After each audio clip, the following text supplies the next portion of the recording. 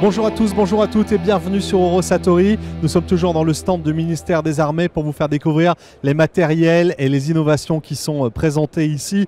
On va plonger dans le dispositif Scorpion encore une fois. Après le Jaguar hier, vous avez vu ce matin à 10 h, vous étiez avec nous sur Facebook et nous étions en immersion totale en 360 dans le Griffon. Le Griffon qu'on va découvrir et visiter ensemble. Alors le Griffon, c'est l'une des composantes de Scorpion. On reviendra tout à l'heure sur le matériel qui est présenté autour du Scorpion. Pour l'instant, on entre à l'intérieur, vous savez que c'est une exclusivité parce que ce Scorpion est un prototype, les premiers seront livrés à la fin de l'année 2018 et nous sur Eurosatori, on a la chance d'avoir le véhicule Scorpion ici à visiter. Je vais saluer Agnès. Bonjour Agnès. Bonjour. Vous êtes ingénieur principal à la DGA, la Direction Générale de l'Armement. On est dans ce véhicule blindé multirôle, ce VBMR. Alors, il a une vocation, c'est celui de remplacer un véhicule déjà qu'on connaît bien dans l'armée de terre.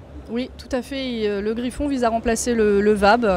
Il arrivera dès fin 2018. C'est quoi la mission principale de ce véhicule blindé? Alors, globalement, le Griffon va remplacer toutes les versions du VAB. Et là, vous vous trouvez actuellement dans la version transport de troupes, pour laquelle donc, il y a 7 personnels à l'arrière, un chef, là où je suis assise, et devant un pilote et un tireur. L'ergonomie a été pensée, même repensée, travaillée par rapport au VAB. Tout à l'heure, on m'a dit c'est un petit peu plus confortable. L'idée, c'est évidemment d'avoir des personnels prêts au combat, donc dans les meilleures conditions possibles, notamment pour les déplacements. Ça veut dire des sièges un petit peu plus confortables, une climatisation aussi, ce qui n'existait pas sur les VAB. Exactement. Donc, au-delà de toutes ces performances techniques, l'ergonomie a été vraiment prise en considération. Donc, vous avez la climatisation, mais également un volume beaucoup plus important, presque 3 mètres cubes de plus que dans le VAB. On a même un petit réchauffe-plat, on a un réfrigérateur. La clim, c'est important. Pourquoi les sièges ne sont pas en lien direct avec la carcasse de l'appareil? Oui, alors les sièges et d'ailleurs toute la structure à l'intérieur est aussi pensée pour résister aux mines. Donc le véhicule a fait des essais complets où on a fait sauter des mines juste en dessous de lui et on a testé avec des mannequins assis sur les sièges et pour voir que tout l'environnement résistait bien. Ça sert à quoi les housses qui sont là, par exemple avec les fermetures éclairs? Donc alors les grandes housses sont faites pour intégrer les fusils. Alors le FAMAS pour l'instant et puis le HK quand il arrivera. Voilà. Vous êtes à la place du chef de bord? Alors voilà, je suis à la place du chef de bord sur lequel il a différents écrans. Donc cet écran-là pour la recopie du Tourello et cet écran-là pour le SICES, le système d'information du combat Scorpion. On va expliquer le Tourello dans un instant. On va d'abord faire le tour de la machine. Devant, c'est le pilote. Alors devant à gauche, le pilote avec tous ses écrans également de contrôle. C'est un poids lourd, vitesse automatique. Oui. Il y a toutes les fonctionnalités évidemment d'un poids lourd. Ça pèse 25 tonnes à peu près. Voilà, ça, 24 tonnes 5. 24 tonnes 5. Et à côté, c'est le tireur? Et donc à côté, le tireur qui a juste au-dessus de lui le Tourello téléopéré. C'est un Tourello. C'est quoi un Tourello? Alors c'est un Tourello reconfigurable avec différents types d'armement. Donc on peut lui intégrer une mitrailleuse de 7,62, une mitrailleuse de 12,7 ou un lance-grenade automatique de 40 mm.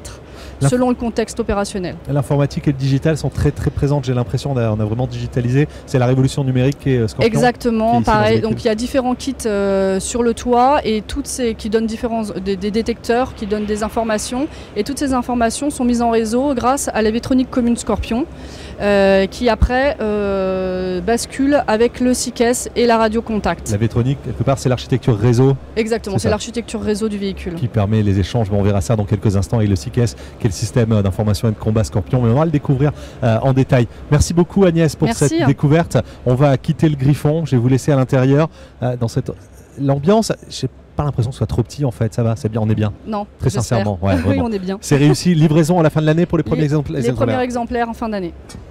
Je récupère une tablette qui est ici, je vais m'en servir et je vais débarquer du Griffon. Merci beaucoup Agnès. Merci à vous. Allez, on va redescendre du Griffon et on va aller découvrir le système SICES. J'ai à la main une tablette. Alors, cette tablette, c'est celle qu'utilisera le vrai patron d'équipe. C'est une tablette qui fait partie intégrante de ce système. J'ai ici des points, coordonnées. Je vais me faire expliquer tout ça. Vous le ferez certainement mieux que moi. Bonjour commandant, bonjour Mathieu. Très bien. Vous êtes en charge du développement du SICES, système d'information et de combat Scorpion. Du combat de Scorpion. Là, oui. la petite tablette que j'ai, c'est la vraie tablette qu'aura le chef de groupe qui descendra du Griffon? C'est ce genre de tablette qui équipera les chefs de groupe plus tard. Donc le chef de groupe, il commande à peu près une dizaine d'hommes sur le terrain.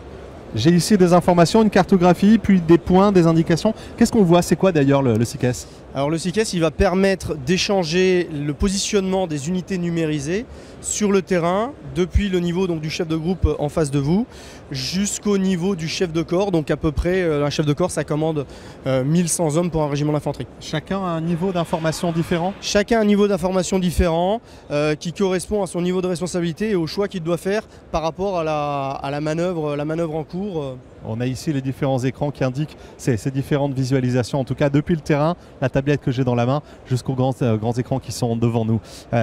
Avant, on faisait comment? Qu'est-ce qu'on avait comme système pour avoir la même information? Avant, on avait 5 systèmes d'information différents pour lesquels l'interopérabilité n'était pas forcément garantie dans tous les domaines. Et du coup, le fait de passer sur un seul système d'information permettra de garantir cette interopérabilité et faciliter les échanges entre le niveau tactique le plus bas du combattant débarqué jusqu'au niveau des états-majors.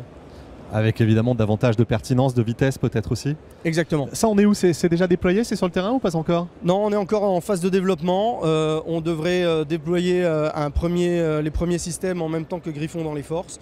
Et l'objectif pour nous, c'est le déploiement opérationnel de SICES avec le GTIA Scorpion. Voilà, et en tout cas, le Griffon qui est derrière nous, on vient de le visiter, il sera déployé à partir de la fin de l'année. Merci beaucoup, commandant, pour cette découverte du système et du SICES. On va ensemble se retrouver tout à l'heure à 18 h. Vous saurez absolument tout sur le nouveau treillis du combattant. Et puis demain, on sera en immersion totale dans un module de chirurgie vitale du service de santé des armées. Et on les retrouvera en direct à 12h15.